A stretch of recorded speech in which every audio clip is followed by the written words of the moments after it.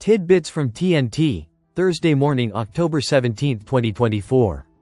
Listen to the full version on the official dinarreport.com website and become our supporter on Patreon. TNT. Tishwash, Washington. We support Iraq's economic reform agenda, updating the budget and enhancing transparency. The United States affirmed, today, Thursday, its commitment to supporting the economic reform agenda in Iraq, including updating the budget and enhancing transparency. I was pleased to meet with Finance Minister Taif Sami Mohammed, said U.S. Ambassador to Baghdad Alina Romanovsky.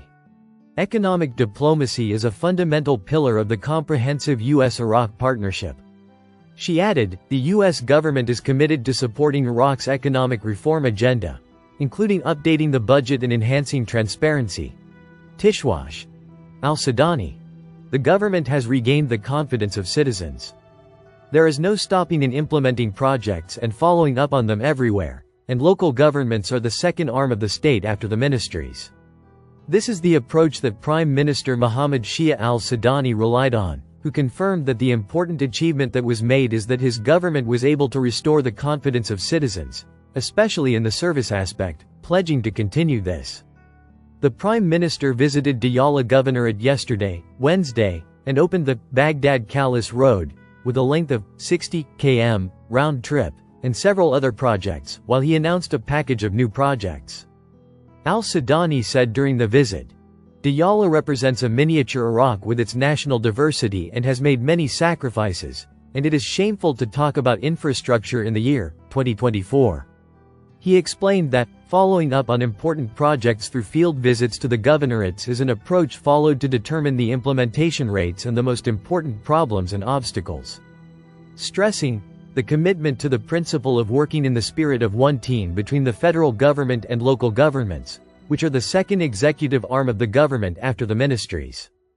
The Prime Minister stressed that the government has regained citizens' confidence, which is an important achievement that must continue, especially in the service sector, noting that infrastructure projects are a priority for the government, and it is imperative to complete them, especially the stalled ones. He also announced the formation of a committee that will begin its work next week to follow up on the outcomes of his visit to Diyala Governorate, and submit recommendations related to it to the Council of Ministers. Al-Sudani directed the necessity of completing major service projects within their specified timeframes, appreciating the role of all workers in these projects that the government has placed among the priorities of its government program. Tishwash. ILO. Iraqi government has developed programs to help facilitate transition to formal economy. The International Labour Organization confirmed on Wednesday that the current government has developed programs and policies that help facilitate the transition to the formal economy, while indicating that informal work represents a crucial component despite its problems in economic activity.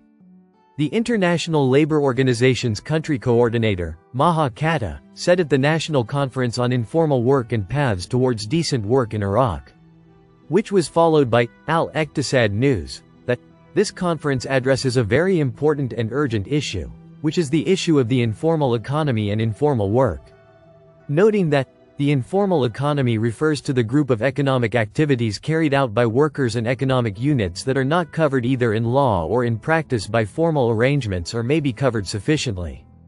Informal or irregular work is a complex, multifaceted phenomenon that includes a variety of activities, transactions and individuals who work outside formal businesses but sometimes also work within formal businesses, she added, noting that informal work represents a crucial but somewhat problematic component of economic activity, while the informal sector can be a mechanism for addressing and alleviating poverty. She explained that most of the poor work in the informal sector, so we should not look at this sector as unfair, but also as a sector that absorbs the poor and attracts individuals with low skills and low educational attainment. Therefore, the issue of looking at this sector is very important because it absorbs this number of workers. The sector explained that the problem lies in crises and shocks when they occur in any country, including the recent crisis with Corona. Those who were affected more than the workers are the workers in the informal sector because there was no mechanism to reach these workers. On the contrary, the workers who work in the organized sector have records that show where these workers are located. She continued, It was difficult to provide some services to workers in the informal sector, so we sometimes call them invisible workers, because it is really difficult to reach them. In addition to companies and institutions that operate in an informal manner, even in crises, there is a difficulty in how to reach these companies to help them in most countries. And during the corona crisis, aid packages were provided to companies, but we did not reach companies and institutions if they were not regular. She pointed out that informal work is not limited to Iraq, it exists all over the world, but the percentage of informal work or informal economy varies from one country to another. Indicating that the International Labour Organization adopted in 2015 a recommendation called the Recommendation for the Transition from the Informal Economy to the Formal Economy. And Recommendation number 204 approved guiding policies for all countries that wish to complete the transition process to help them in this process. She pointed out that there can be flexibility to absorb shocks while enhancing the creation of decent job opportunities. And we must look at the Iraqi economy with the structure of the economy that relies heavily on oil and contributes significantly to exports, and that more than 90% of exports in Iraq come from oil. And the revenues that come from oil are what contribute to the government budget and also to the gross domestic product. Noting that the oil sector does not employ large numbers, so we notice that the gross domestic product comes from the resource, and the labor comes from another source. She stated that small, medium and large companies play a role in creating job opportunities in the construction, services and manufacturing sectors, which create job opportunities in Iraq. Explaining that women work more in the informal sector in most countries of the world, while in our Arab region, men work more in the informal sector for several reasons. The most important of which is that women in our Arab region and also in Iraq prefer to work either in the public sector or in the organized private sector, as job opportunities in the informal sector do not attract women. This issue is attributed to the advantages offered by the informal private sector, because it is an unprotected sector that does not provide decent job opportunities or social security. There is no protection for workers, so women are reluctant to enter the labor market, especially in the sectors.